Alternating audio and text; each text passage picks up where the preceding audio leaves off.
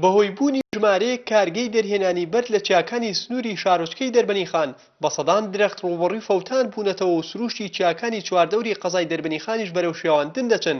ئەمەش نیگەرانی ژمارەیەک لە چالاکانی بواری ژینگەی قەزاکەی لێکەوتووەتەوە و داوای ڕاگررتنی کاری ئەو کانەبەردانە دەکەن بۆ ئەوەی چیتر درەختی چیاکان لەناو نەچن کە هەندێکیان درەختی بەتەمەن و تەمەنیان بەدەیان ساڵ دەبێت و بە ئاسانی جارێکی تر لەو جۆرە درەختانە ناڕوێنەوە چونکە پێویستی بە کاتێکی زۆر هەیە تاوەکوەک ئەم درەختانە بڕوێنەوە.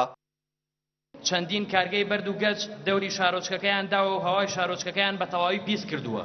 ئەمەش بە هەڕەشەی ژمارە دوودا ئەنرێت بۆ سەر تەندروستی هاوڵاتیان. چەندین ساڵە داوای لابردنیان ئەکرێت بەڵام داوای خەڵک فەرامۆش کراوە. لە تەواوی وڵاتانی جیهاندا مادە دەخرێتە خزمەتی ژینگەوە بەڵام لە وڵاتی ئێمەدا ژینگە دەخرێت یان خراوەتە خزمەتی مادەوە. لەگەڵەوەی بەشێک لەو کانەبەردانە خاوەن مۆڵەتی فەرمین و لەلایەن حکومەت و ئیدارەی ناوچەکەەوە مۆڵەتیان پێدراوە بە بڕیاری نەوەیەکی ساڵی 1970 مەجلیسی قیادەی سەورەی حکومەتی ئەو کاتەی عێراقی کە تا ئێستاش لە هەرێمی کوردستان کار بەو یاسایە دەکرێت لە مادەی 2 بڕگەی دووەمیدا هاتووە دەبێت لە کاتی پێدانی مۆڵەتدا سەرۆکی لیژنەی پێدانی مۆڵەت سەرۆکی یەکەی ئیداری ناوچەکە بێت کەواتە بەپێی یاسا قایمقام دەسەڵاتی ڕاگرتن و پێدانی مۆڵەتی سەرجەم کارگەکانی هەیە. لەسەر ئەم پرسە قایمقامی قەزای دەربەنیخان دەڵێ بە نووسراو داوامان لە پارێزگای سلێمانی کردووە کە مۆڵەتی ئەو کارگانە تازە نەکرێنەوە و مۆڵەتی نوێش بە کارگەی تر نەدرێت لە نزیک قەزاکەدا کار بکەن.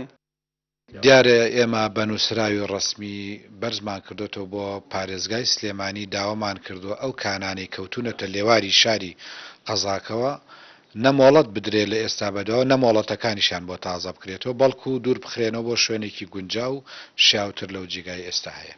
ژمارە ئەو کانەبەردانەی سنووری قەزای دەربەنیخان نزیکەی 20 کانەبەر دەبێت کە ماوەی چەندین ساڵە بەرد لە چیاکانی سنووری شارۆچکەی دەربەنیخان دەردەهێن و لە دروستکردنی کەرەسەکانی بیناسازیدا بەکاری دێنن کە بەهۆیەوە سروشتی چیاکانی تێکداوە و بە سەدان درەختی ناوچەکەشیان لەناو بردووە. بۆیە لە پێناو پاراستنی ژینگەدا ڕاگررتنی کاری ئەم کارگانە و بە یاسا ڕێخستنی وەک چالاکانی بواری ژینگە دەڵێن پێویستە یەکێک بێت لە ئەولێتی کارەکانی حکومەت لەم قەزایەدا. بابانە نورێن ئاڕتی دەربەنیخان.